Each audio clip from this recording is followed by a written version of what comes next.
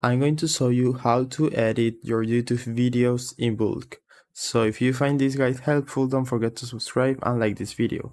So as you can see, I have 12 videos right here and I want to edit all of them at once. So to edit in bulk, what you need to do is click right here, select all, or you can manually select the ones you want to edit. But in my case, let's say I want to edit all of them. So select all, and then you can like delete all of them. You can add them to a playlist or edit. So on edit, you can edit the title, description, tags, the visibility. For example, if you want to set all of them as public or something like that.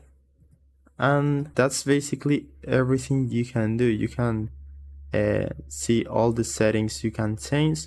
So for example, the title, if you do this, you can set like a text you want to insert at the beginning, at the end, or replace in all the videos. So you can change the title of all the videos at once. And that's it. That's how you can edit the different YouTube settings for your videos at once. I hope it was helpful and thanks for watching.